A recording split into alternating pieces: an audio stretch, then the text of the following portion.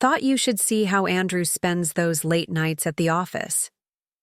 Attached were photos of my husband and his executive assistant in our lake house, the lake house my inheritance had paid for. I didn't cry. I didn't scream. Instead, I smiled as I forwarded everything to the private email account where I'd been documenting his betrayal for years.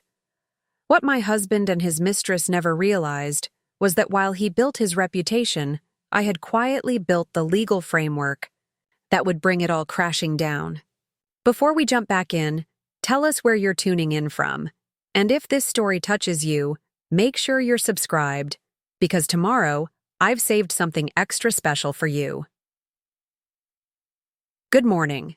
My name is Olivia Westfield. 3 months ago, my husband's mistress sent me intimate photos of them together at our family lake house. She thought she was delivering the final blow to our marriage, humiliating me into a quick, quiet divorce where I'd walk away with crumbs while they enjoyed the fortune my family helped build. What she didn't know, what my husband never understood, was that I had spent 15 years preparing for this moment. Not because I'm paranoid or vindictive, but because I was raised by a mother who taught me that a woman should always protect what's rightfully hers. Today, I'm going to share how a calculating mistress and an arrogant husband learned too late that they had severely underestimated the woman they thought was just a decorative accessory to a successful man's life. Before we begin, I want to thank each of you for joining me today. If you've ever had someone attempt to diminish your worth or take credit for your contributions, this story might resonate with you. The moment I received those photos was shocking, yes, but it was also the moment I finally had irrefutable evidence of what I had suspected for years. Consider subscribing if you appreciate stories about reclaiming your power from those who attempt to take what isn't theirs. It helps us share more narratives of resilience and justice with our growing community. It was a Tuesday morning in April when everything changed. I remember because the cherry trees in our garden were in full bloom, a stark contrast to the ugliness that was about to unfold in my marriage of 27 years. The notification chimed while I was reviewing quarterly reports for our family foundation. I expected it to be Andrew confirming our dinner plans. Instead, it was an unknown number with an attachment. My finger hovered over the message for just a moment. Some part of me already knew what I would find. The signs had been there. Missed. Dinners, weekend conferences, the sudden need for privacy when taking calls. When I opened the attached photos, I saw my husband of nearly 3 decades with Vanessa Pierce, his 34-year-old executive assistant. They were on the deck of our Lake Geneva property, drinking from the crystal flutes my grandmother had given us as wedding gifts. In one particularly intimate image, Andrew was kissing her neck while she took the selfie, both of them laughing, at what I imagine was their shared joke, at my expense. Most women might have broken down. Some might have immediately called their husband in tears or rage. Others might have confronted the mistress. All understandable reactions to such a profound betrayal. But I did something that surprised even myself. I felt an extraordinary calm wash over me, the kind of clarity that comes when suspicion transforms into certainty. I forwarded the entire message thread to a private email account I'd maintained for years, took screenshots, and then set my phone aside. Then I walked to my study, the one room in our home that was truly mine. I unlocked the bottom drawer of my mahogany desk, a beautiful antique piece that had belonged to my mother, and retrieved a leather-bound journal marked AW Documentation. Inside that journal were handwritten entries spanning back 5 years, dates, times, discrepancies. In Andrew's stories, evidence of unexplained expenses, names of colleagues who appeared too frequently in his calendar. Not the actions of a paranoid wife, but of a woman who had been raised to be vigilant. You see, my mother Elizabeth came from a generation where women were expected to be beautiful, accommodating, and above all, trusting. Her own marriage ended when my father left her for his secretary, a cliché so painful in its predictability. She found herself at 45 with minimal resources, her name on almost nothing of value. She had to rebuild entirely from scratch. On her deathbed, she made me promise something. Never place your financial security in a man's hands, no matter how much you love him, no matter how trustworthy he seems. Protect yourself, Olivia. Not because you expect betrayal, but because you deserve protection. I met Andrew Westfield 2 years after my mother passed. He was charming, ambitious, and seemed genuinely supportive of my career in art curation. When we married, I brought substantial assets to our union: family properties, investment portfolios, and connections in the art world that would later prove invaluable to his investment firm. To the outside world, we presented as the perfect power couple. Andrew, the visionary financial genius who transformed a modest investment firm into Westfield Capital Partners. Me, the supportive wife who managed our social calendar, hosted dinner parties for his clients, and maintained our homes with impeccable taste. What Andrew never fully appreciated, what his mistress certainly never knew, was that beneath my carefully cultivated exterior of the perfect corporate wife, I had structured our financial affairs with meticulous precision. I had followed my mother's advice to the letter. So when Vanessa sent those photos, thinking she was destroying me, she was actually handing me exactly what I needed: incontrovertible proof of Andrew's infidelity, which would trigger several critical clauses in our prenuptial agreement. And that, my friends, was just the beginning of how a mistress's attempt to humiliate me became the catalyst for my liberation. In their arrogance, neither of them had bothered to learn who they were really dealing with. In our next segment, I'll share how I spent the next 72 hours setting the stage for what would eventually become headline news in the financial world: investment titan loses empire in divorce settlement. Welcome back to my story. In our last segment, I shared how I received those photos from my husband's mistress, Vanessa.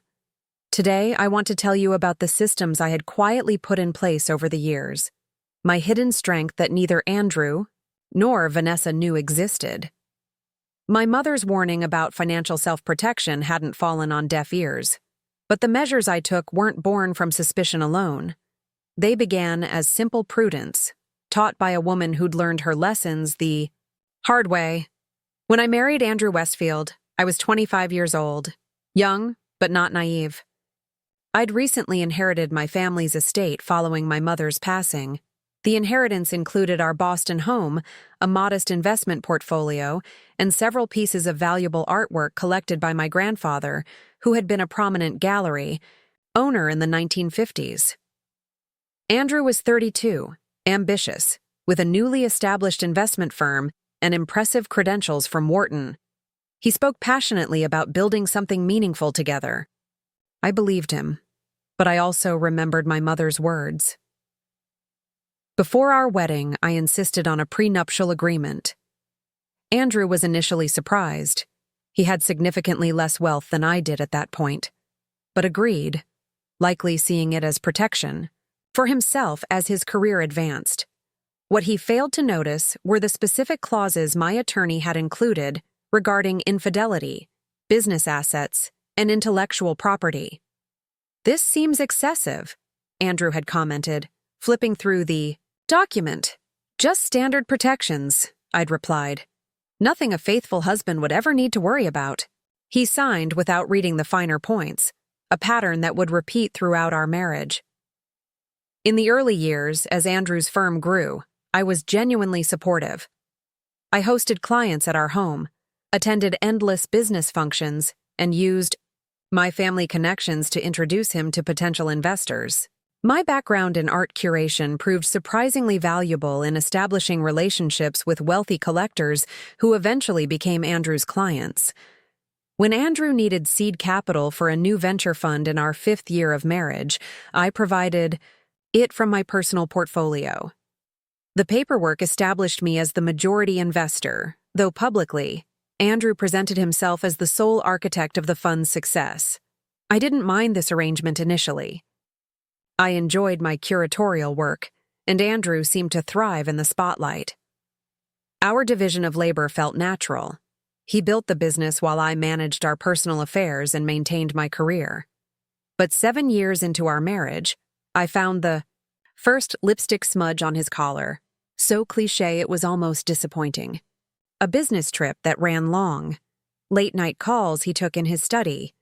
A perfume that wasn't mine. The classic signs. I confronted him with the evidence, and he denied everything, of course. He was convincing. Andrew had always been persuasive. Perhaps I wanted to believe him. We moved past it, seemingly stronger. But that incident awakened something in me. Not just suspicion, but a realization that I needed to be more proactive about protecting what was mine. I scheduled a meeting with Patricia Winters, my mother's former attorney who had helped craft our prenuptial agreement. I'm not planning to leave him, I explained to Patricia, but I need to ensure that what's mine stays mine, and I receive proper credit for my contributions to our shared assets. Patricia understood immediately. Together, we designed a comprehensive strategy, not a divorce plan, a protection plan. First, we reviewed our property holdings. The Boston home remained solely in my name, as it had been family property. But our Lake Geneva house, purchased during the marriage, had both our names on the deed.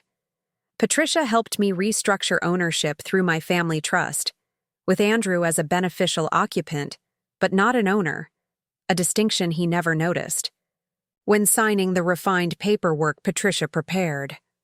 Just updating the insurance coverage, I'd told him. Another document signed without reading. Next, we addressed Westfield Capital Partners. While Andrew was the public face, the company's founding documents, which I'd helped prepare, listed me as a significant stakeholder due to my initial investment. Patricia helped me secure additional ownership percentages through subsequent capital infusions, always structured as loans from my personal accounts. By our 15th anniversary, I legally owned 62% of the firm that bore Andrew's name, while he believed his ownership share was over 80%. The company's success was genuine. Andrew had skill and vision, but its foundation rested on my capital and connections.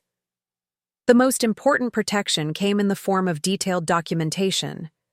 I maintained records of every contribution I made to the business, introductions to clients, investment ideas suggested during dinner conversations that later became profitable ventures, artwork I procured for the office that appreciated significantly.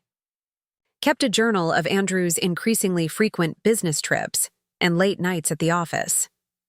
I noted the names of young female employees who rose quickly through the ranks before suddenly departing the company. I tracked unexplained expenses on our joint accounts. This wasn't the behavior of a jealous wife. It was the methodical documentation of a woman who understood that in matters of divorce, evidence matters more than emotion. By the time Vanessa entered the picture, this system had been in place for years. She was different from the others, more ambitious, more calculating. As Andrew's executive assistant, she had access to his calendar, his contacts, his confidential files. She insinuated herself into every aspect of his professional life and, eventually, his personal life as well. I first noticed her at the company holiday party 2 years ago. The way she watched Andrew, the way she positioned herself near him in group photos. Within 6 months, she had become his indispensable right hand, accompanying him on business trips and staying late to finish critical projects. What neither of them realized was that I had access to all company emails through administrator privileges established years earlier when I helped set up the firm's first communication systems. The IT department, loyal to the company rather than to Andrew specifically, had maintained my access during system upgrades without informing him. Through these emails, I discovered a pattern of correspondence between Andrew and Vanessa that evolved from professional to personal to intimate. I learned about their weekends at our Lake Geneva property, trips Andrew disguised as strategic planning retreats with the executive team. More alarmingly, I uncovered their plans for the company's future, plans that didn't include me. Andrew had begun transferring company assets to a new entity, with Vanessa positioned as a partner. They discussed how to minimize my ownership stake through a complex restructuring that would technically maintain my percentage while diluting its actual value. Once the new holding structure is in place, we can move forward personally as well, Andrew had written to her. She'll never understand what happened until it's too late. I printed these emails, added them to my growing file, and continued to watch and wait. I wasn't yet ready to act. I needed incontrovertible evidence that even Andrew's expensive lawyers couldn't dismiss. And then, remarkably, Vanessa provided exactly that with her taunting message and photos. Why did she send them? I've pondered this question often. Perhaps she grew impatient with Andrew's hesitation to leave me. Perhaps she wanted to accelerate their plans. Or perhaps most likely she simply underestimated me so thoroughly that she thought her message would devastate rather than empower me. The photos themselves were explicit enough to trigger the infidelity clause in our prenuptial agreement, a clause that substantially increased my entitlement to marital assets. But the real value lay in the electronic trail they created, proof, positive of their relationship and their presence at a property Andrew had claimed he was too busy to visit with me for the past year. Within hours of receiving those photos, I had forwarded them to Patricia with a simple message. It's time. Her response was immediate. Come to my office tomorrow. Bring the files. That night, I maintained my normal routine.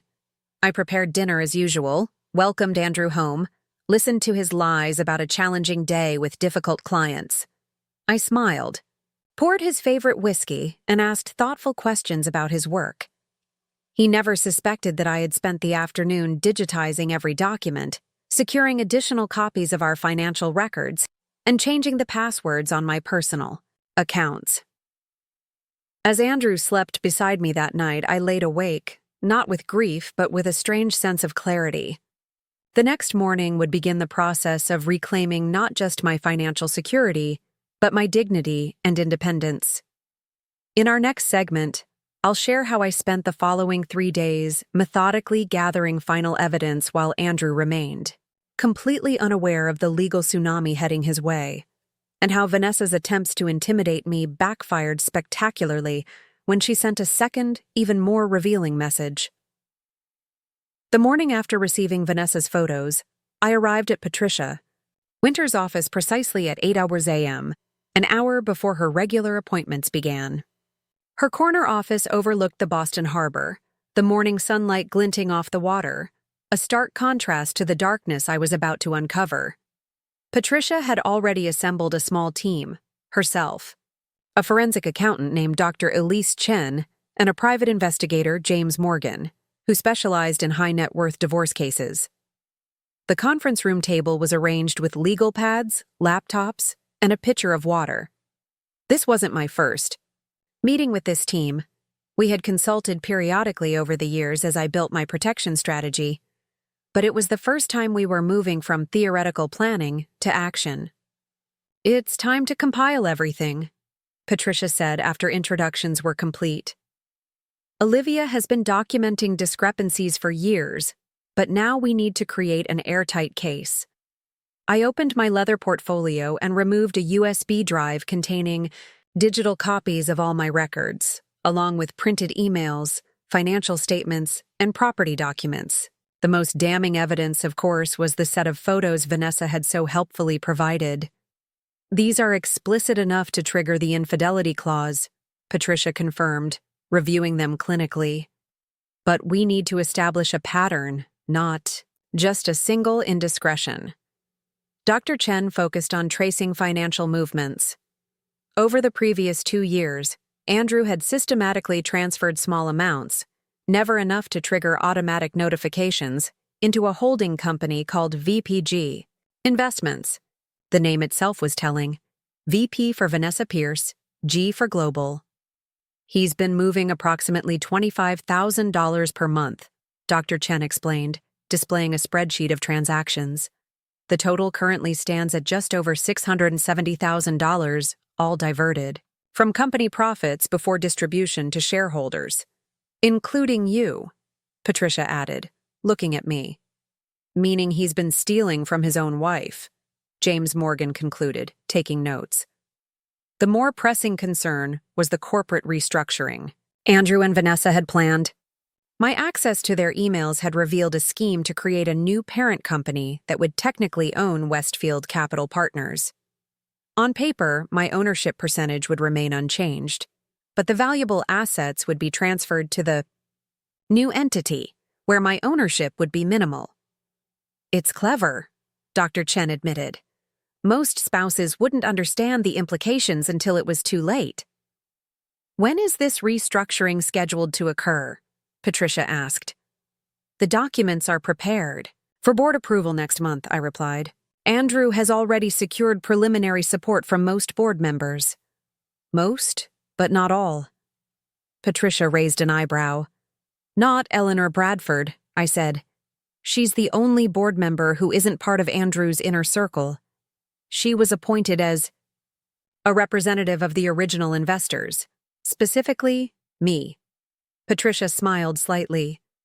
Then we have a potential ally. The next phase of our investigation focused on Vanessa herself.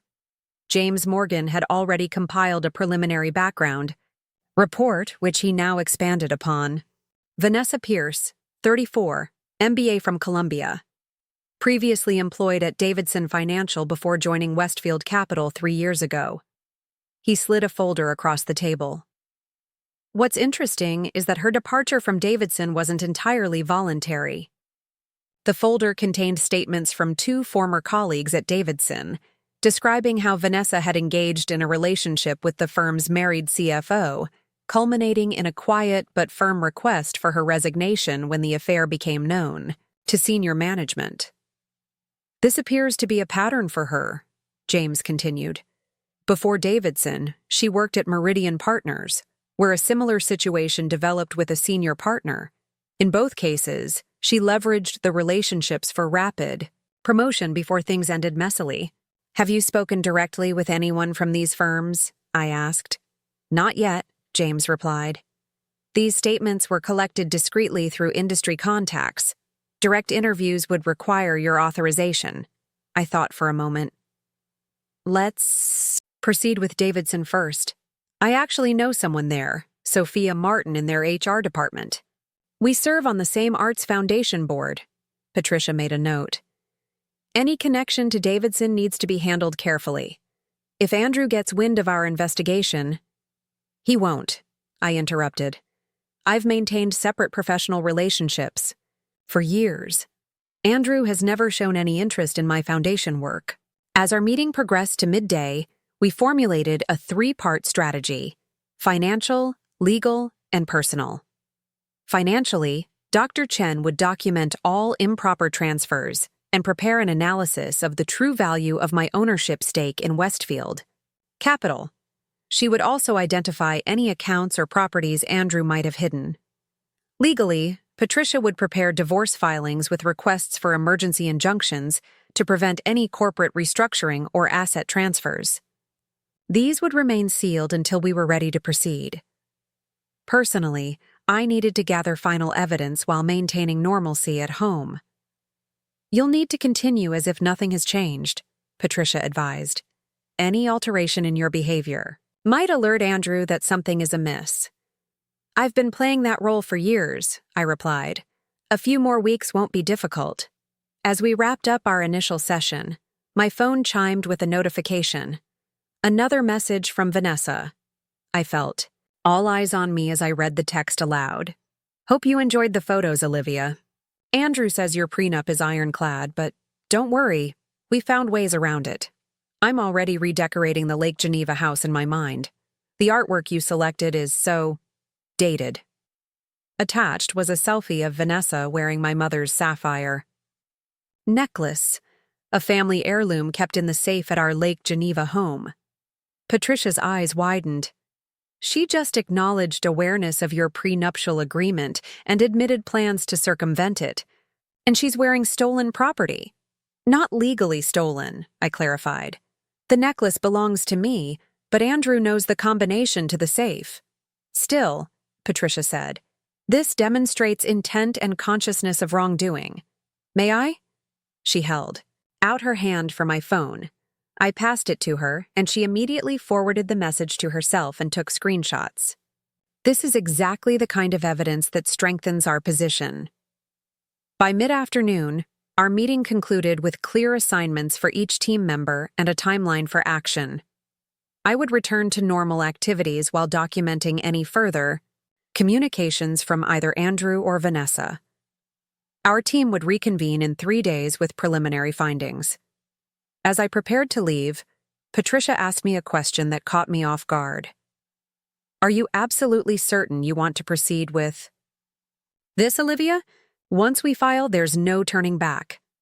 I paused, considering her question seriously. Despite Andrew's betrayal, we had built a life together over 27 years. Was I ready to dismantle it? Then I thought of the photos. Andrew and Vanessa, laughing on property I owned, drinking from glasses that had been in my family for generations, planning to push me out of the company I had helped build. "I'm certain," I replied. "It's not about revenge. It's about justice and self-respect." Patricia nodded, satisfied with my answer. Then we moved forward. That evening, I returned home and prepared dinner as usual. When Andrew arrived, he kissed my cheek absently and retreated to his study with a glass of the expensive scotch I'd given him for his last birthday. "Difficult day?" I asked, standing in the doorway of his study. "Just finalizing the Thompson account," he replied without looking up from his laptop.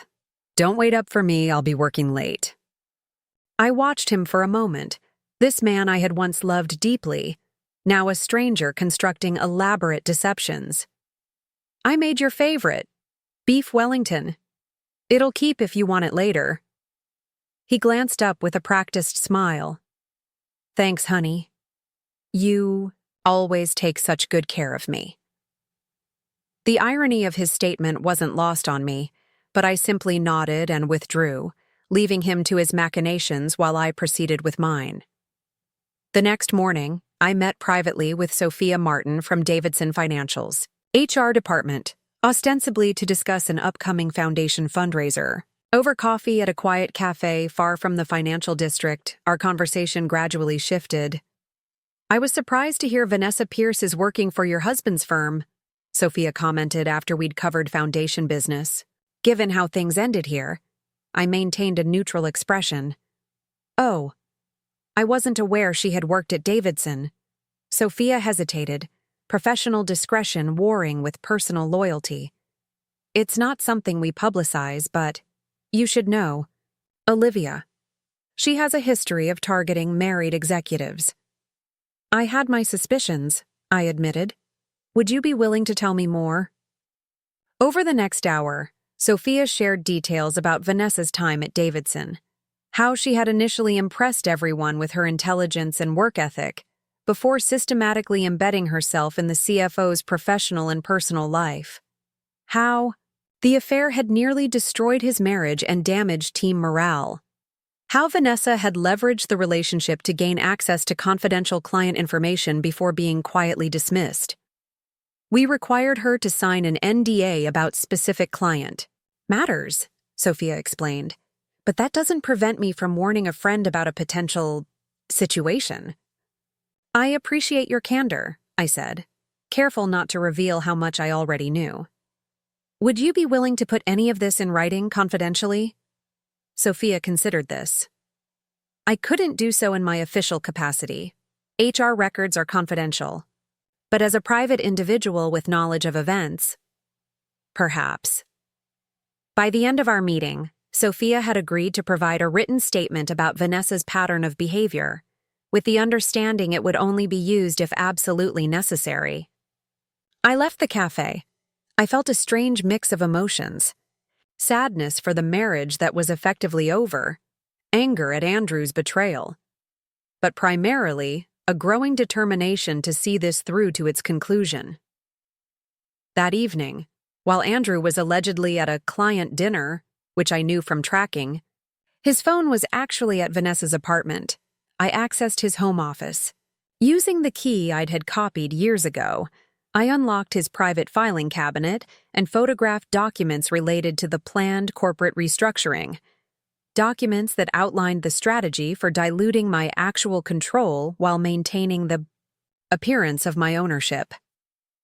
These documents, combined with the electronic trail I'd already secured, would prove crucial in demonstrating Andrew's intent to defraud me of my rightful stake in our shared business. In our next segment, I'll describe the final preparations before filing for divorce, including my confrontation with a key board member who revealed just how extensively Andrew had misrepresented my role in building Westfield Capital Partners, and how Vanessa's overconfidence led to her most damaging mistake. 3 days after my initial meeting with Patricia's team, with Andrew still oblivious to the gathering storm, I focused on finalizing preparations for what would soon become the most significant confrontation of my life.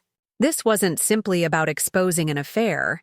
It was about reclaiming what was rightfully mine and ensuring that Andrew and Vanessa couldn't profit from their deception. My first priority was securing my position with the Westfield Capital Partners board. While most members were firmly in Andrew's camp, Eleanor Bradford remained a potential ally. As the representative of the original investors, primarily me, she had maintained a professional skepticism toward Andrew's more aggressive growth strategies. I arranged to meet Eleanor at the Museum of Fine Arts, ostensibly to discuss a potential donation from the company's charitable foundation.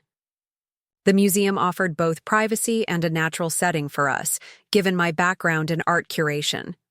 We strolled through the American wing, admiring the Sargent portraits while speaking in measured tones. I've always appreciated how you maintain the company's cultural initiatives, Eleanor said as we paused before a painting. Andrew focuses so intently on growth numbers that these softer values might be overlooked without your influence. That's kind of you to say, I replied. Though, I suspect my influence at Westfield may be diminishing soon. Eleanor glanced at me sharply. What makes you say that? The proposed restructuring, I said simply. I've seen the documents. Her expression changed subtly. Surprise, then concern. I wasn't aware you had been briefed on those plans. I wasn't, I confirmed. Andrew has deliberately kept me in the dark about changes that would significantly impact my ownership stake. I watched Eleanor process this information. As a former corporate attorney before joining our board, she understood the implications immediately. That's troubling, she said carefully. The board was told you had been consulted and were supportive of the changes. I removed a slim folder from my bag and handed it to her.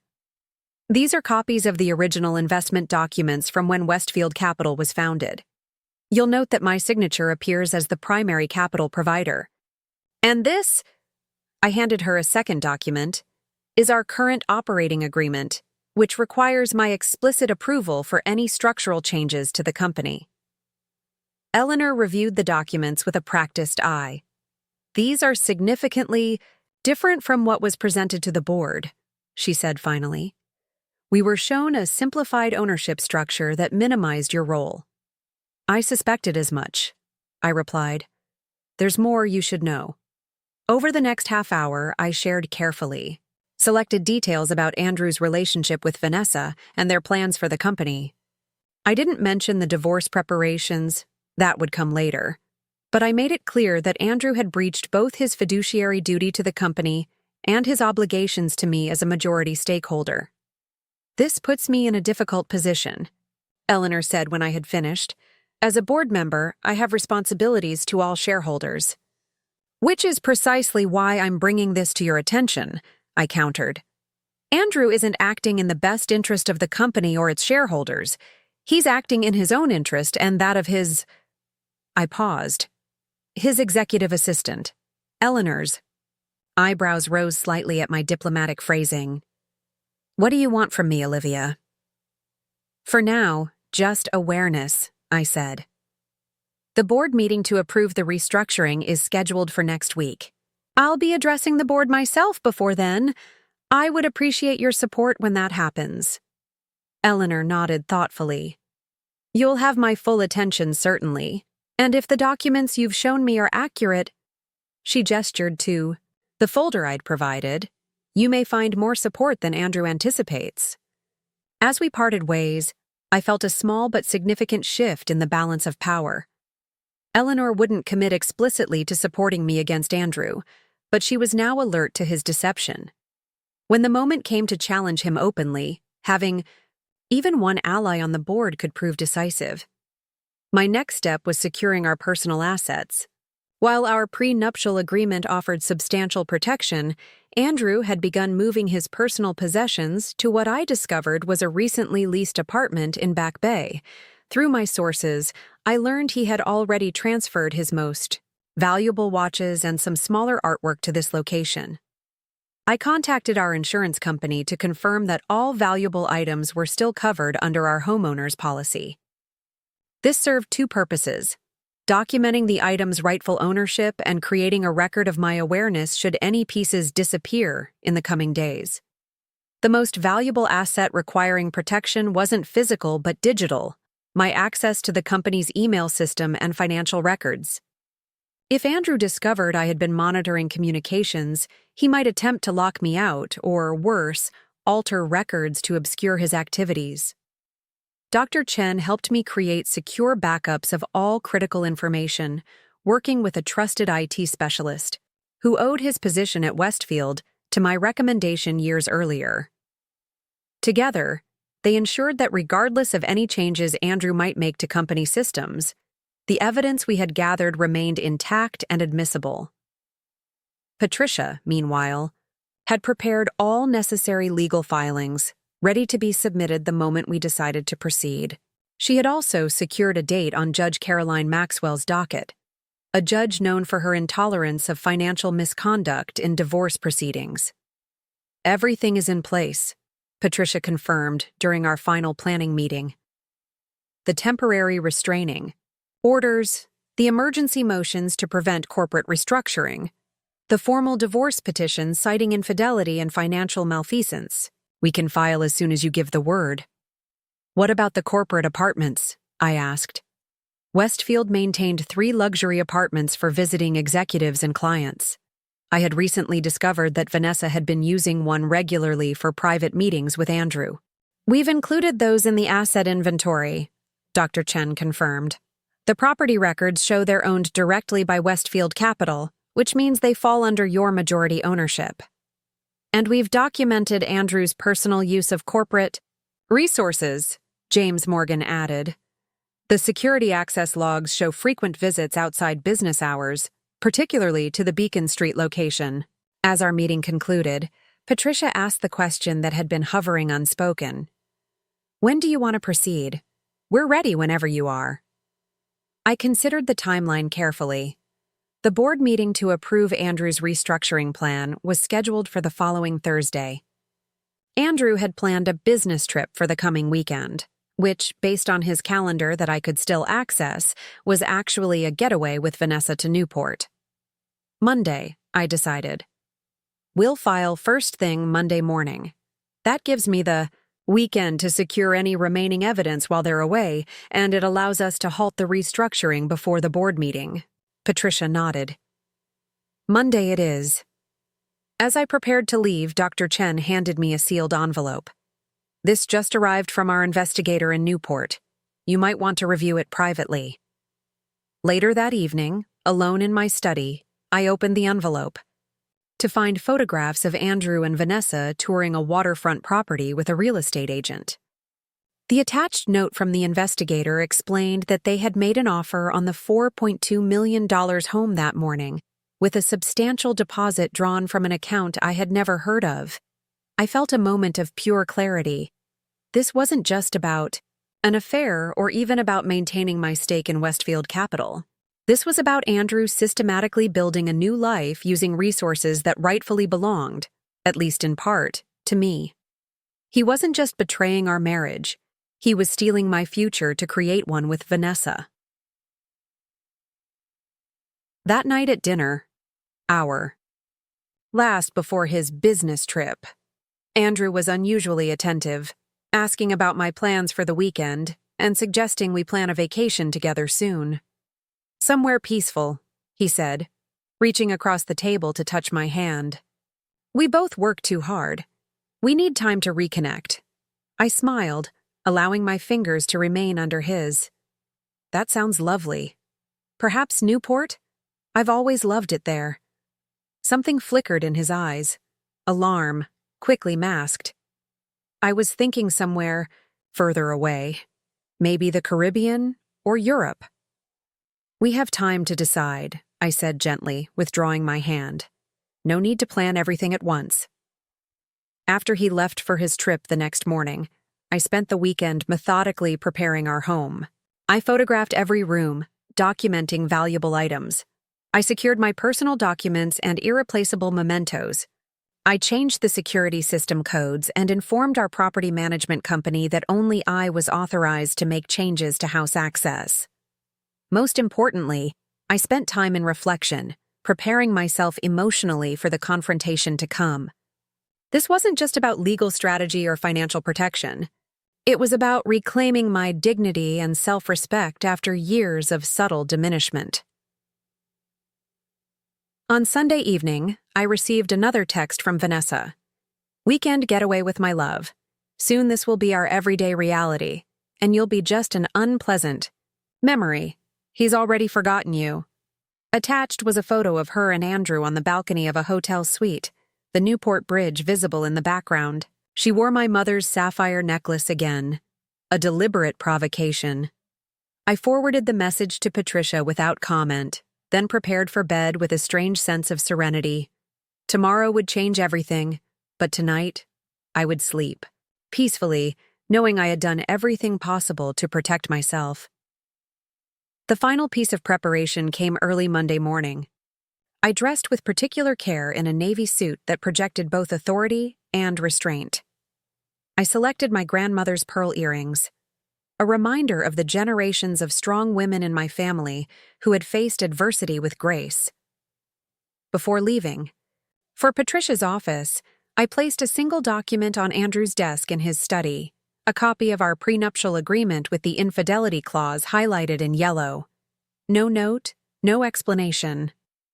Just a simple reminder of what he had apparently forgotten. By 9 a.m., I was seated in Patricia's conference room as she submitted our filings electronically to the court. By 9:30, Judge Maxwell had reviewed our emergency petitions and granted the temporary restraining orders freezing all company and personal assets pending our initial hearing.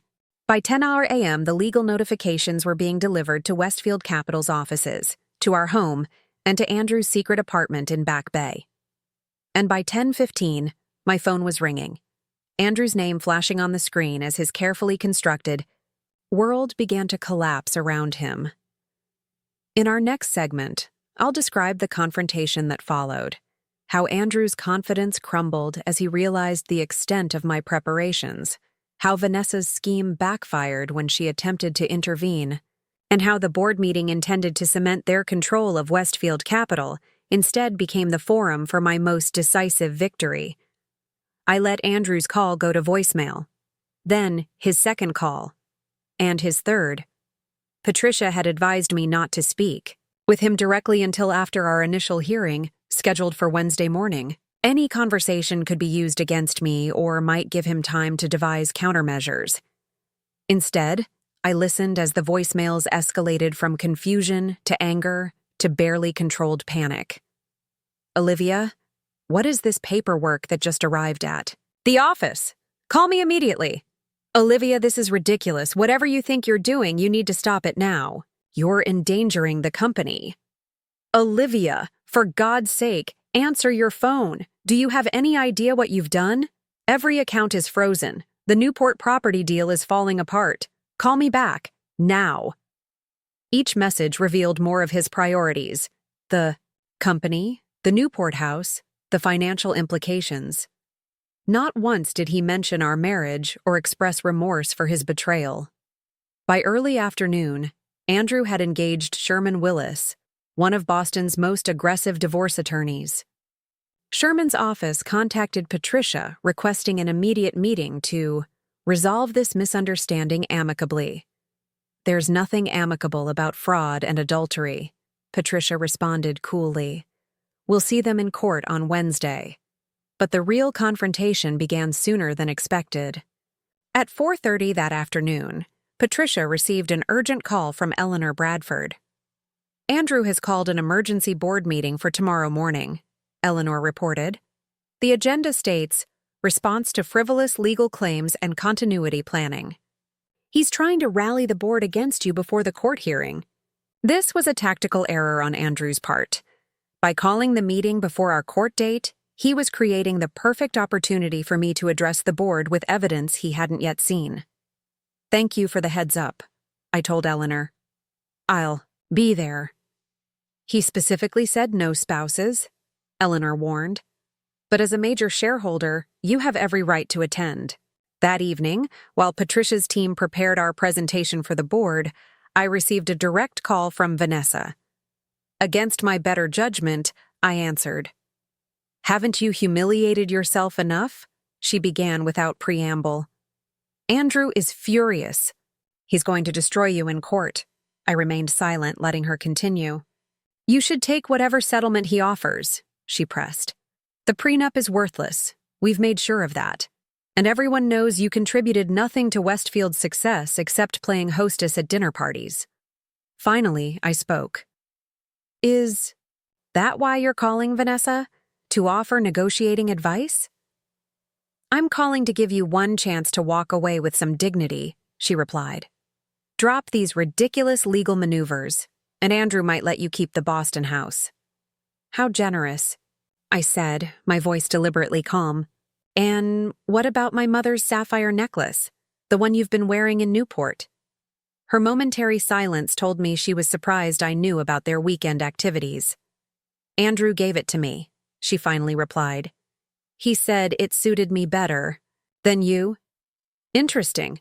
That will be helpful information for our hearing on Wednesday. What do you mean? Her voice had lost some of its confidence. That necklace isn't marital property, Vanessa. It's my separate property, inherited from my mother. If Andrew gave it to you, that constitutes conversion of personal property. Theft, in simpler terms. But please, keep wearing it. Each photo strengthens our case.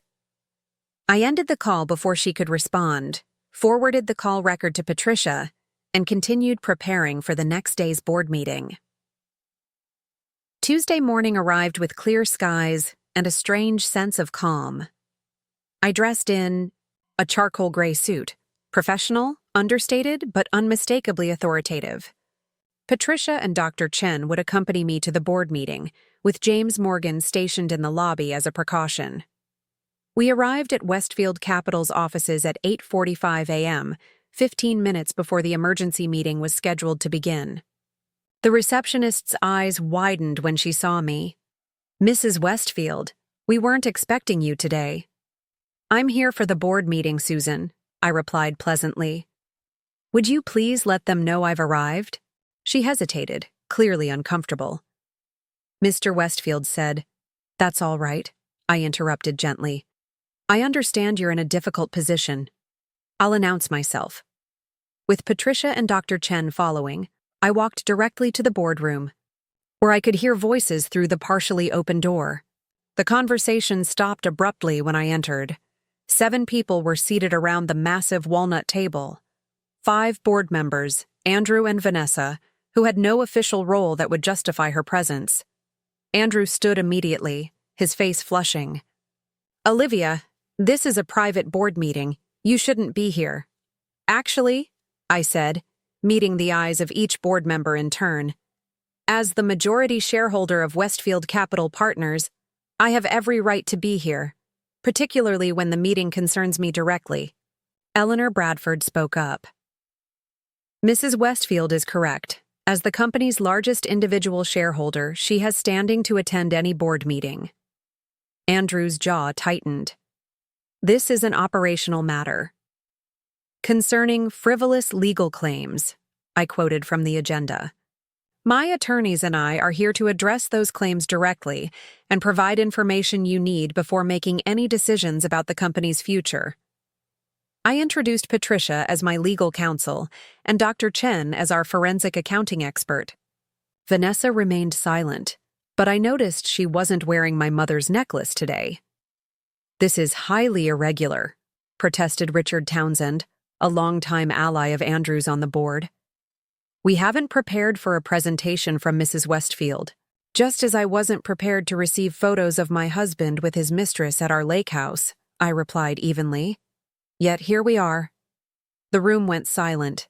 Several board members glanced between Andrew and Vanessa, comprehension dawning.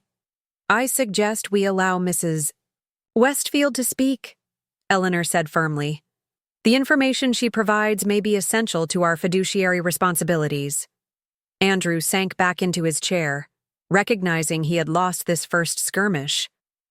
Over the next 45 minutes, I presented a carefully curated selection of evidence.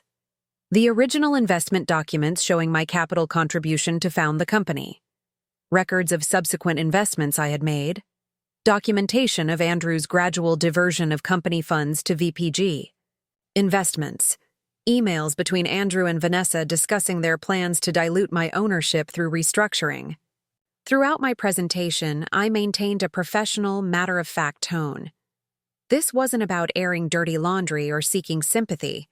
It was about demonstrating Andrew's breach of fiduciary duty and the risk his actions posed to the company. In summary, I concluded, the emergency restraining orders currently in place are not frivolous legal claims. They are necessary protective measures pending full review by the court. Any attempt to circumvent these orders would constitute contempt of court and could expose board members to personal liability. The stunned silence that followed was broken by Thomas Harrington, our most senior board member. "Mr. Westfield, were you planning to inform the board of these personal entanglements and their potential impact on company operations?" Andrew's response was defensive and rambling, claiming my presentation was full of distortions and that I was vindictively interfering with necessary business restructuring. Dr. Chen quietly distributed folders containing additional financial documentation. Page 3 shows the timeline of fund transfers to VPG investments, she noted. Page 7 contains the property records for the Newport house, purchased with a deposit from this same entity. Vanessa, who had remained silent throughout, suddenly stood. "This is character assassination. I'm a senior executive being targeted because of a personal vendetta." Eleanor Bradford raised an eyebrow. "Ms. Pierce, your official title is executive assistant, correct? That's not generally considered a senior executive position." "I've been functioning as chief of staff in all but name," Vanessa insisted. "Andrew has been grooming me for an executive role." Her unfortunate choice of words caused several board members to wince visibly. Richard Townsend, despite his previous loyalty to Andrew, looked deeply troubled. "Andrew, you assured us last month that the restructuring had Mrs. Westfield's full support. Were we misled?" Andrew's composure finally cracked. "Olivia doesn't understand the business needs. I understand them perfectly," I interjected calmly. "I simply don't approve of using company resources to finance your extramarital affair or to purchase property with your mistress." The meeting devolved rapidly from there. Andrew demanded a private session with the board, without me or my team present. Eleanor countered that any decisions made without full transparency could increase board liability. Vanessa attempted to defend her professional contributions, but was silenced when Dr. Chen produced performance reviews showing her rapid, inexplicable promotions and salary increases. Finally, Thomas Harrington called for a brief recess. "We need to consult with corporate counsel before proceeding further," he announced. As we filed out of the boardroom, Andrew attempted to approach me, his expression a mixture of anger and desperation. "Olivia, you're destroying everything we've built," he hissed. "For what? Revenge?" I looked at him directly, seeing not the powerful executive, but a man whose carefully constructed facade was crumbling. "No, Andrew. I'm protecting what I built. There's a difference." When the board reconvened an hour later, the atmosphere had shifted dramatically. Corporate counsel had advised them that any attempt to proceed with restructuring while under court review would expose them to significant liability. Furthermore, the evidence of Andrew's diversion of company funds to VPG investments raised serious governance concerns. Their decision was unanimous. Andrew would take an immediate leave of absence, pending resolution of the legal proceedings. The proposed restructuring was tabled indefinitely. A special committee would be formed to review all financial transactions from the past 3 years. As the meeting concluded, Eleanor pulled me aside. "You should know that several board members are questioning whether Andrew should return at all, regardless of the divorce outcome. His judgment has been compromised, and his actions have put the company at risk." I nodded, acknowledging the significance of this shift. "My priority is protecting the company's value and stability. I trust the board will make appropriate decisions." As we left the building, Patricia squeezed my arm gently. "That couldn't have gone better if we'd scripted it ourselves. You were remarkable in there." I felt no triumph, only a weary relief that the first major confrontation was behind us. "We still have court tomorrow," I reminded her. "After today's performance," she replied, "I almost feel sorry for Sherman Willis." Almost. In our next segment, I'll share what happened at that pivotal court hearing, how Andrew's legal strategy backfired spectacularly, how Vanessa's testimony contradicted his claims, and how Judge Maxwell's ruling sent shockwaves through Boston's financial community. Wednesday morning arrived with a spring rainstorm that lashed against the windows of Patricia's town car as we drove to the Suffolk County Courthouse. The weather seemed fitting, a cleansing deluge after years of accumulated deception. We entered through a side entrance to avoid the small cluster of financial reporters who had somehow caught wind of the emergency hearing. High-profile divorce cases were common enough in Boston, but when they involved prominent financial executives and allegations of corporate misconduct, they became business news. Judge Caroline Maxwell's courtroom was smaller than I had imagined, with dark wood paneling and portraits of former justices lining the walls. Andrew was already seated with Sherman Willis and 2 junior attorneys. Vanessa was notably absent, though I suspected she wouldn't be far away. Andrew's appearance shocked me slightly. In just 2 days, he seemed to have aged years. His normally impeccable appearance was subtly disheveled, his tie slightly askew, shadows beneath his eyes suggesting sleepless nights. When our eyes met briefly, I saw something I had never expected: fear. For years, Andrew had operated under the assumption that his charm and business acumen would resolve any difficulty. Now, facing a judge known for her intolerance of financial misconduct, and armed with only a hastily assembled legal team, that confidence had evaporated. As the clerk called the court to order, Judge Maxwell entered and took her seat. In her mid-60s, with silver hair cut in a precise bob, she had a reputation for efficiency and directness. She reviewed the case summary briefly before addressing the attorneys. "This is a hearing for emergency orders in the matter of Westfield vs. Westfield," she began. "I've reviewed the initial filings and supporting documentation. Mr. Willis, you've submitted an emergency motion to dissolve the temporary restraining orders. We'll address that first." Sherman Willis rose, straightening his expensive suit. At 60, he was one of Boston's most sought-after divorce attorneys, known for aggressive tactics and creative interpretations of marital property law. "Your Honor, these restraining orders are unnecessarily broad and disruptive to legitimate business operations," Willis began. "Mr. Westfield is the CEO of a significant financial institution managing billions in client assets. The freezing of company accounts based on unsubstantiated personal allegations creates undue hardship for innocent third parties." Judge Maxwell's expression remained neutral. "And the personal accounts, Mr. Willis? Are you arguing those should be unfrozen as—" "Well, yes, Your Honor. The petitioner has provided no evidence of actual dissipation of marital assets. These are merely speculative concerns being used to harass and pressure our client." Patricia stood. "Your Honor, We have documented transfers exceeding $670,000 from company accounts to an entity called VPG Investments, which appears to exist solely to benefit Mr. Westfield and his paramour, Vanessa Pierce.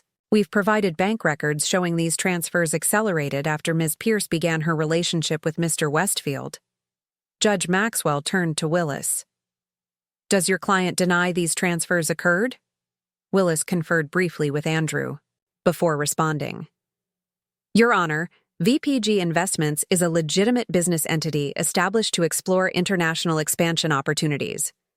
Ms. Pierce's involvement is purely professional, based on her expertise in emerging markets. Interesting, Judge Maxwell noted.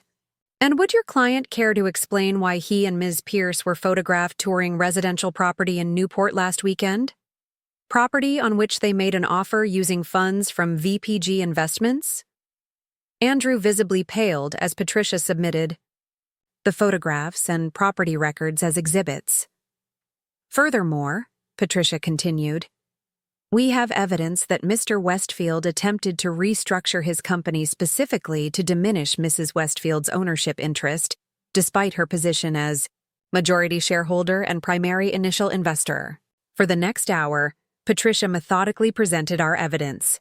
The original Westfield Capital founding documents bearing my signature, financial records showing my initial and subsequent investments, emails between Andrew and Vanessa discussing plans to handle Olivia's ownership issue, photographs of them at our Lake Geneva property, and most damaging, the VPG Investments bank records showing personal expenses far beyond any legitimate business purpose. Throughout Patricia's presentation, I maintained a composed demeanor, though inside I felt a complex mixture of vindication and sadness. This was a necessary process, but watching the public dissection of my marriage's failure brought no joy. When Patricia concluded, Sherman Willis attempted to reframe the narrative. Your Honor, even if we accept these allegations at face value, which we do not, they represent at most a marital disagreement about business strategy. Mrs. Westfield, while technically a shareholder, has never been operationally involved in Westfield Capital. She lacks the expertise to evaluate complex business decisions. I felt Patricia tense beside me at this dismissal of my contributions, but Judge Maxwell spoke before she could respond. Mr. Willis, I find that argument particularly unpersuasive given the documentation showing Mrs. Westfield provided the initial capital and secured many of the firm's earliest clients through her personal connections. She consulted her notes before continuing. Furthermore, the prenuptial agreement, which both parties acknowledge as valid, contains specific provisions regarding infidelity. Are you contesting the photographic evidence of Mr. Westfield's relationship with Ms. Pierce?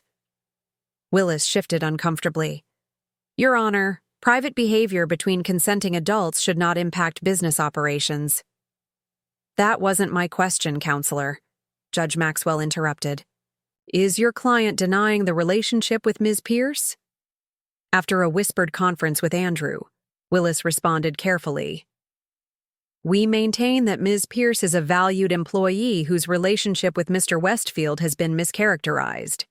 Judge Maxwell's expression suggested she found this answer evasive. I see. Well, perhaps Ms. Pierce herself can clarify the nature of their relationship. I understand she's present in the courtroom today. My head turned involuntarily, scanning the small gallery. Vanessa sat in the back row, wearing a conservative navy suit that contrasted sharply with her usual style. Her confident expression faltered as all eyes turned toward her. Ms. Pierce, Judge Maxwell continued, would you please come forward? I'd like to ask you a few questions directly. Patricia whispered, This is unexpected but potentially very helpful. Vanessa approached, hesitantly was sworn in and took the witness stand. I noticed she avoided looking directly at either Andrew or me. Ms. Pierce, Judge Maxwell began, what is your official position at Westfield Capital Partners? I'm Mr. Westfield's executive assistant, Vanessa replied, her voice steady but quieter than usual. And how would you describe your personal relationship with Mr. Westfield? Vanessa glanced quickly at Andrew, whose expression had become a rigid mask. We're colleagues who work closely together. Ms. Pierce, you're under oath, Judge Maxwell reminded her. Are you aware of the penalties for perjury in my courtroom? Vanessa swallowed visibly. We have a personal relationship as well. And would this personal relationship include overnight stays at Mrs. Westfield's Lake Geneva property? Wearing jewelry belonging to Mrs. Westfield? Planning to purchase residential property together in Newport? Each question seemed to diminish Vanessa, physically. Her shoulders slumped slightly as she responded. Yes. And are you familiar with an entity called VPG Investments? Yes. Andrew, Mr. Westfield, established it for our future projects. What does VPG stand for, Ms. Pierce? Vanessa hesitated before answering. Vanessa Pierce Global. A murmur ran through the courtroom, which Judge Maxwell silenced with a glance. Thank you for your candor, Ms. Pierce. You may step down. As Vanessa returned to her seat, Judge Maxwell reviewed her notes for several minutes while the courtroom remained silent. Finally, she addressed both parties. Based on the evidence presented, I'm prepared to rule on the emergency motions. The temporary restraining orders freezing all assets will remain in place, with one modification. Westfield Capital may continue routine business operations under the supervision of the board's special committee, as established yesterday. However, no significant structural changes, major personnel decisions, or unusual financial transactions may occur without court approval. She turned specifically to address Sherman Willis. Mr. Willis, your motion to dissolve the restraining orders is denied. Furthermore, I'm ordering Mr. Westfield to provide a complete accounting of all assets, including those held through VPG Investments or any other entity, within 72 hours. Andrew's face had gone ashen as the implications of the ruling became clear. Every account, every property, every investment would remain frozen pending final divorce proceedings. His attempt to carve out a new life with Vanessa using company resources had been thoroughly exposed. Judge Maxwell wasn't finished. Additionally, I'm ordering the return of all personal property belonging to Mrs. Westfield, including but not limited to the sapphire necklace currently in Ms. Pierce's possession, by 5 p.m. today. Failure to comply will result in contempt. Charges. With a final tap of her gavel, she concluded the hearing. We'll reconvene in 2 weeks for a status conference. I expect full compliance with these orders in the meantime. As we gathered our materials, I noticed Andrew in heated conversation. With Sherman Willis, Vanessa sat alone, looking shell-shocked by her unexpected role in the proceedings. That went even better than we anticipated, Patricia murmured as we prepared to leave. Judge Maxwell clearly wasn't impressed by Willis's attempts to minimize the situation. I nodded, feeling a strange emptiness where I had expected satisfaction. What happens now? Now Andrew has to decide whether to fight a losing battle or negotiate a reasonable settlement, Patricia replied. Based on today, I suspect Willis will be advising the latter. As we exited the courtroom, we found James Morgan waiting in the corridor. The press is asking for statements, he warned. They're at all the main exits. Patricia turned to me. You don't have to speak with them. We can provide a generic statement or simply say, no comment. I considered this for a moment, then straightened my shoulders. No, I'll make a brief statement. Nothing detailed or vindictive, but I won't skulk out as if I've done something wrong.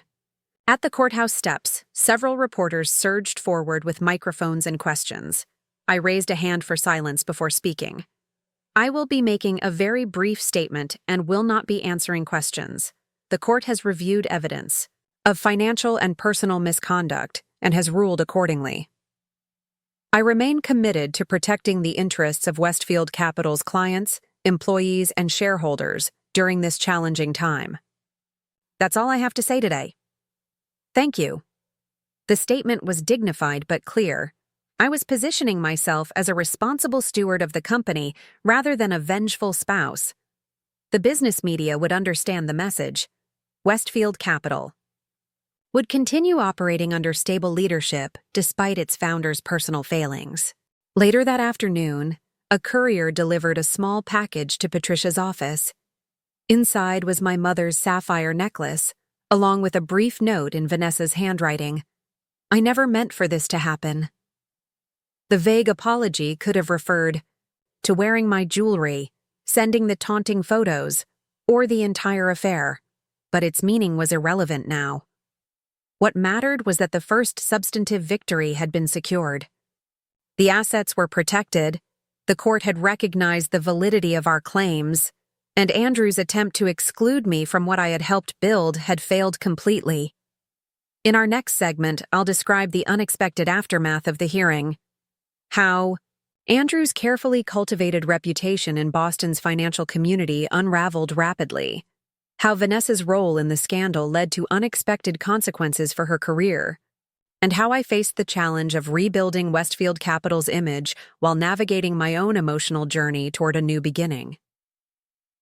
The 2 weeks following the initial hearing brought changes I couldn't have anticipated, both to Westfield Capital and to my personal life. The story had moved beyond private legal proceedings to become front-page news in Boston's business community. Westfield Capital founder ousted amid scandal. Hedge fund CEO's double life exposed in court. Investment titan faces asset freeze. After alleged misconduct. Andrew had always cultivated his public image meticulously. For decades, he had been profiled in financial magazines as a brilliant strategist, a family man with strong values, a philanthropist committed to Boston's cultural institutions. Now that carefully constructed facade was crumbling, and the speed of its collapse was breathtaking. 3 days after our court appearance, I received a call from Eleanor Bradford, who had assumed the role of interim board chair. "Olivia, I wanted you to hear this directly from me before the public announcement. The board voted unanimously this morning to terminate Andrew's employment, effective immediately. Though I had expected some significant action, the finality of this decision surprised me. That seems decisive." "We had no choice," Eleanor explained. "After reviewing the financial records Dr. Chen provided, we discovered additional irregularities beyond what was presented in court. Andrew has been systematically diverting client investment opportunities to VPG investments for nearly a year. The potential liability is enormous." I closed my eyes briefly, absorbing this new betrayal. Andrew hadn't just been unfaithful to me. He had violated the trust of the clients who had believed in him. "What happens to Westfield Capital now?" I asked. "That's the other reason for my call," Eleanor continued. "The board would like to meet with you to discuss leadership transition options. As majority shareholder, your input is crucial to stabilizing the company." The irony wasn't lost on me. After years of being treated as merely Andrew's wife by most of the board, I was now being consulted as the key to the company's survival. The following day, Vanessa's resignation letter arrived at Westfield Capital.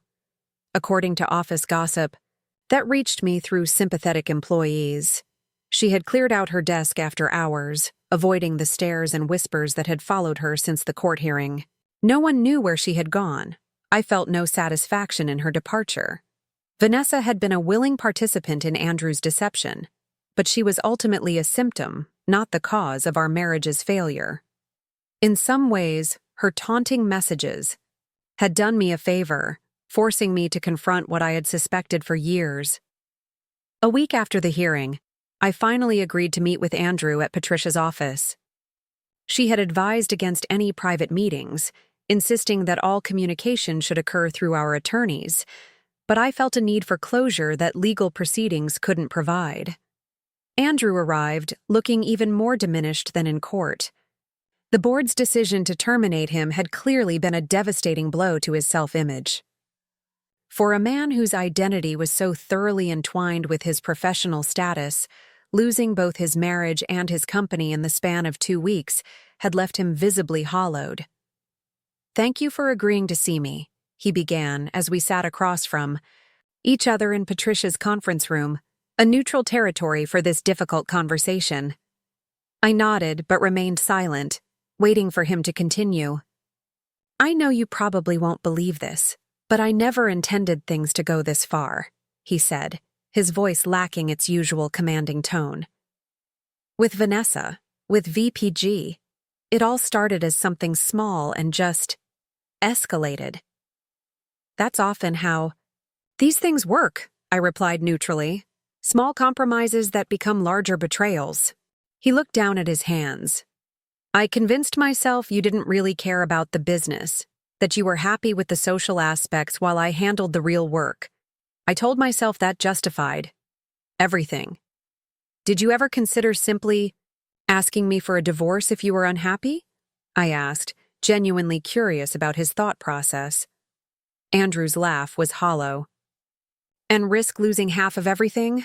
I didn't think. He stopped himself, perhaps realizing how damning his own words were. You didn't think I'd fight back, I finished for him. You assumed I would accept whatever terms you offered because that's what I've always done. He didn't deny it. Sherman says we should still try to negotiate a settlement.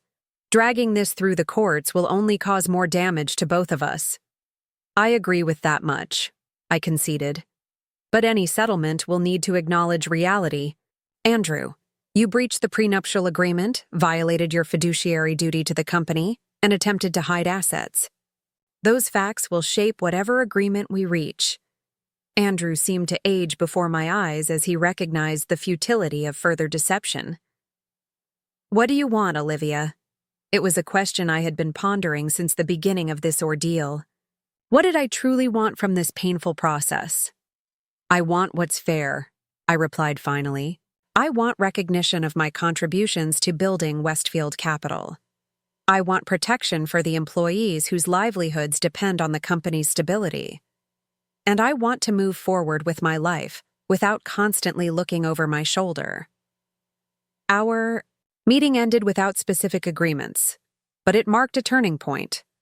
Andrew finally understood that his usual tactics, charm, manipulation, financial leverage, would not work. He would need to accept a settlement that reflected the reality of his actions rather than the narrative he had constructed. As Andrew's world contracted, mine expanded in unexpected ways. The board meeting Eleanor had arranged proved to be a revelation. Rather than being treated as an uninformed spouse, I was approached as a major stakeholder with valuable insights. We need to stabilize leadership immediately, Thomas Harrington explained as the board assembled. Clients are understandably concerned about recent events, and competitors are already approaching our largest accounts. What are the options you're considering? I asked. Eleanor outlined 3 possibilities: bringing in an outside CEO, promoting from within the current executive team, or establishing an interim leadership committee while conducting a thorough search. I listened carefully to the discussion that followed, noting which board members favored which approach and their reasoning. When they finally turned to me for my opinion, I was prepared. Before I share my thoughts on leadership, I began. I want to clarify my own intentions. I have no desire to assume operational control of Westfield Capital. My expertise lies elsewhere, and the company needs experienced investment leadership. I could see relief on several faces. They had feared I might use my majority ownership to insert myself into a role for which I wasn't qualified. However, I continued, as majority shareholder and co-founder, I expect to be fully informed and consulted on major decisions. The lack of proper oversight contributed significantly to our current situation. Eleanor nodded in agreement. What leadership structure would you support? I believe promoting Claire Richardson to interim CEO makes the most sense, I replied, referring to our current chief investment officer, a 20-year veteran of the firm who had maintained a professional distance from Andrew's inner circle. She has the technical expertise, client relationships, and institutional knowledge we need right now. Meanwhile, we can establish a search committee to evaluate long-term options without rushing the decision. The surprise on several board members' faces was evident. They hadn't expected such a specific, well-considered recommendation from me. Claire is certainly qualified, Thomas acknowledged. But there may be concerns about continuity given her limited involvement in operational decisions under Andrew's leadership. That limited involvement is precisely why she's the right choice, I countered. She focused on investment performance while remaining untainted by the recent controversies. Clients trust her, and she has no connection to the VPG situation. After further discussion, the board voted to approve my recommendation, with only Richard Townsend, Andrew's closest ally, abstaining. As the meeting concluded, Eleanor pulled me aside. "That was impressive, Olivia. You clearly understand this business better than anyone realized." "I've been paying attention for 27 years," I replied simply. "Just because Andrew didn't value my observations doesn't mean I wasn't making them." The transformation of my role extended beyond the boardroom. As news of the scandal spread through Boston's social circles, I found myself navigating a changed landscape. Some of our longtime friends disappeared, uncomfortable with the messy reality behind the perfect image we had projected. Others reached out with genuine support, often women who had experienced similar betrayals but lacked the resources or courage to fight back as I had. Most surprising were the younger professional, women at Westfield Capital who began seeking me out for mentorship. They saw in my story something that resonated with their own experiences: the challenge of being underestimated, of having contributions minimized, of needing to be more prepared and more strategic than their male counterparts. One afternoon, Claire Richardson invited me to lunch at a quiet restaurant near the office. "I wanted to thank you personally for your support with the board," she began after we had ordered. "I know we haven't worked closely in the past, but I've always respected your insights during the client events you hosted. You were the logical choice," I replied honestly. "Your investment returns have consistently outperformed the market, and you've maintained strong client relationships without becoming entangled in office politics." Claire smiled slightly. "That's a diplomatic way of saying I kept my distance from Andrew's inner circle." "Precisely." "May I ask you something personal?" Claire ventured after a pause. I nodded, curious about her question. "How did you do it? Maintain such composure through all of this? Most people would have fallen apart, but you've somehow emerged stronger." It was a question I had been asking myself as well. The answer came to me with unexpected clarity. "I think it's because I never defined myself solely through my marriage," I replied thoughtfully. "Even when playing the role of the supportive wife, I maintained my own identity, interests, and principles. When Andrew's betrayal forced me to fight for what was mine, I discovered I had been preparing for that fight all along." In our next segment, I'll share how the final settlement transformed both Westfield Capital and my personal life, how Andrew's attempt to rebuild his reputation took an unexpected turn, and how Vanessa's disappearance led to discoveries that even I hadn't anticipated.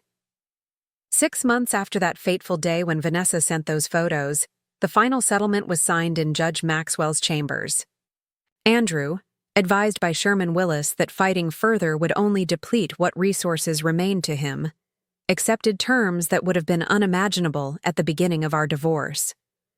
I retained 75% ownership of Westfield Capital, with Andrew receiving a 10% non-voting stake and a 5-year consulting contract that would provide him income without operational authority. Our personal properties were divided according to contribution. I kept the Boston home and Lake Geneva property, while Andrew received our smaller Manhattan apartment.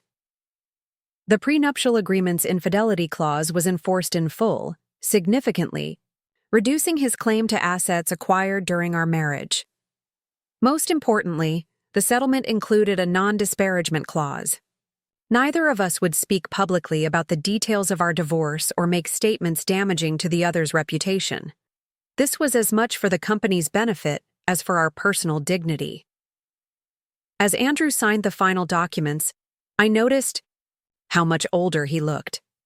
The confident, charismatic man who had charmed Boston society for decades seemed diminished, not just by the legal defeat, but by the public exposure of his true character. "I hope you find what you're looking for, Andrew," I said quietly as we prepared to leave. He looked at me with an expression I couldn't quite read, regret, perhaps, or simply resignation.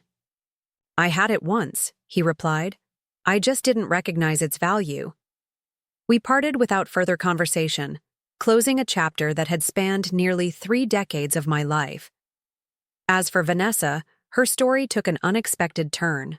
2 months after her resignation, she resurfaced in London, having secured a position with a small investment firm through connections unknown to me. I felt no need to track her movements or career. She had been a catalyst for necessary change in my life, nothing more.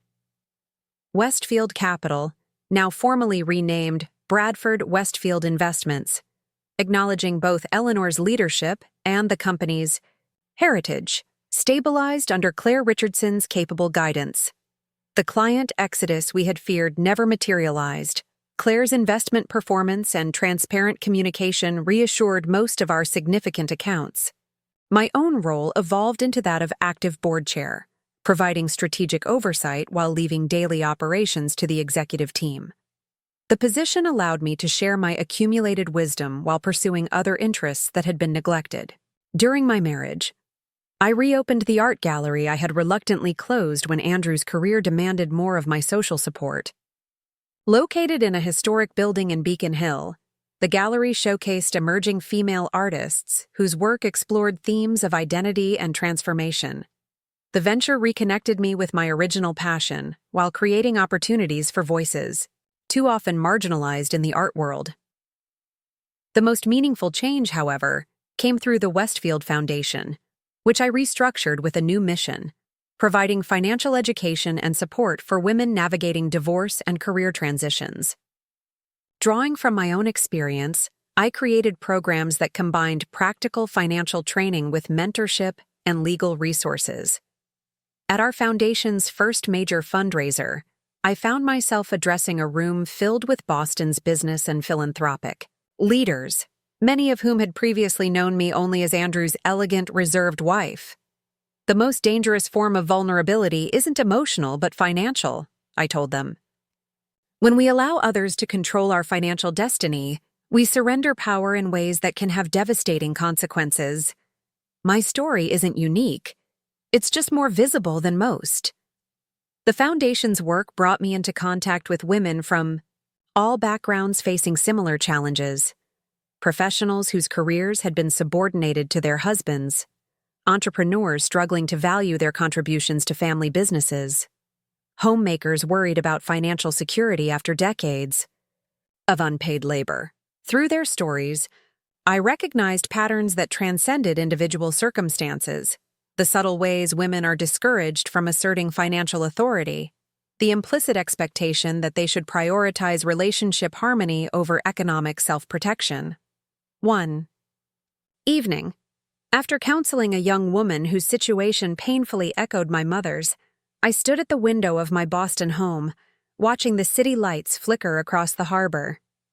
I reflected on the journey that had brought me to this moment, not just the dramatic confrontation in court, but the years of quiet preparation that had preceded it. My mother's warning had shaped my actions, but my response to that warning had shaped my character. I hadn't become cynical or untrusting. I had simply become strategic.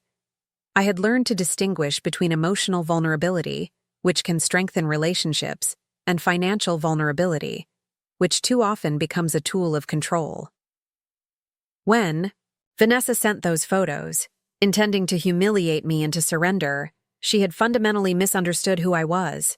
She saw the surface, the supportive wife, the elegant hostess, the woman who seemed content in her husband's shadow, and assumed there was nothing beneath it. Andrew had made the same mistake, confusing my composure for passivity, my patience for weakness. He had never realized that my greatest strength lay in careful observation and methodical preparation. That understanding forms the core of what I now share with other women. True power doesn't announce itself with dramatic declarations or power suits. It builds quietly, through consistent action, careful documentation, and strategic planning. It reveals itself only when challenged, emerging not as angry retaliation, but as calm, irrefutable evidence.